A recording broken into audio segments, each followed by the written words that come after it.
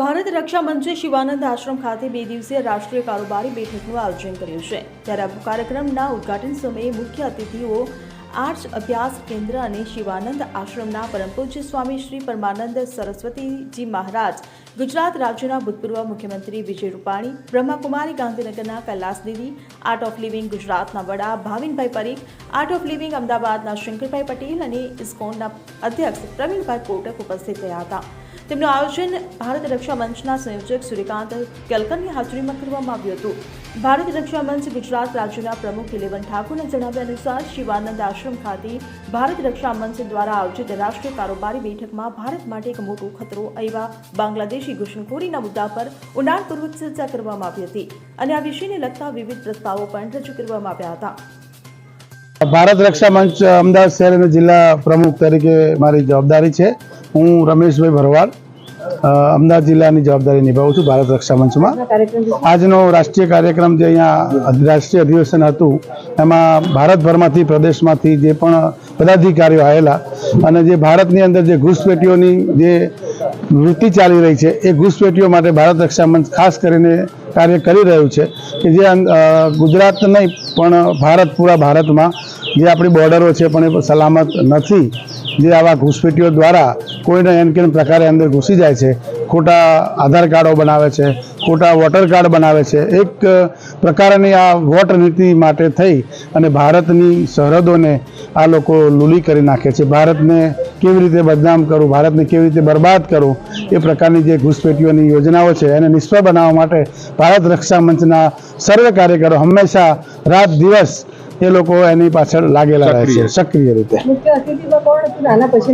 મુખ્ય અતિથિ તરીકે અહીંના પરમાનંદજી જે શિવાનંદ આશ્રમ છે એમના ગુરુશ્રી હતા, ગુજરાતના પૂર્વ મુખ્યમંત્રી માનનીય શ્રી વિજયભાઈ રૂપાણી સાહેબ હતા, તેમજ ભારતના રાષ્ટ્રીય અધ્યક્ષ શ્રી જયપ્રકાશ સત્યનારાયણ જટિયાજી હતા અને કેલકરજી, તેમજ વિશેષ આમંત્રિત ઓલ ઇન્ડિયાના તમામ પદાધિકારીઓએ હાજર રહી અને આ કાર્યક્રમને સફળ બનાવવામાં ખૂબ જ મહેનત કરી છે।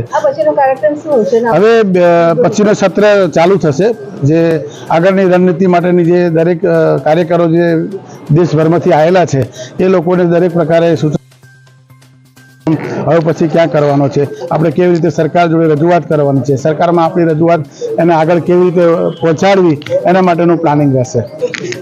રક્ષા મંચ દેશ આખાનું સંગઠન છે અને ભારત રક્ષા મંચનો મુખ્ય હેતુ કે ભારતની રક્ષા, ખાસ કરીને અત્યારે મુખ્ય મુદ્દો એમનો જે ઘૂસપેઠીઓ દેશમાં આવી રહ્યા છે અને એને કારણે દેશને ઘણું નુકસાન પણ થઈ રહ્યું છે, દેશની એકતા અખંડિતતા પણ જોખમાઈ રહી છે, દેશની આર્થિક સ્થિતિને પણ ડામાડોળ કરી રહી છે અને વોટ બેંકની રાજનીતિ અગાઉ કોંગ્રેસની સરકારે અને જે રીતે બંગાળમાં મમતા બેનર્જીની સરકાર હોય કે ભૂતકાળમાં આસામમાં કોંગ્રેસની સરકાર હોય, આ બધા લોકોએ મતો માટે ખાસ કરીને બાંગ્લાદેશથી માંડીને બાકીના ઘૂસપેઠીઓને અહીંના સિટીઝન બનાવી અને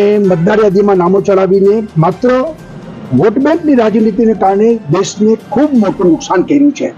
ત્યારે આ ભારત રક્ષા મંચ એની રાષ્ટ્રીય કાર્યકારિણી અહીંયા અમદાવાદ ખાતે મળી રહી છે। આજે એમનું ઉદ્ઘાટન થયું અને 2 દિવસ વિચાર મંથન કરવાની છે। ઘૂસપેઠીઓને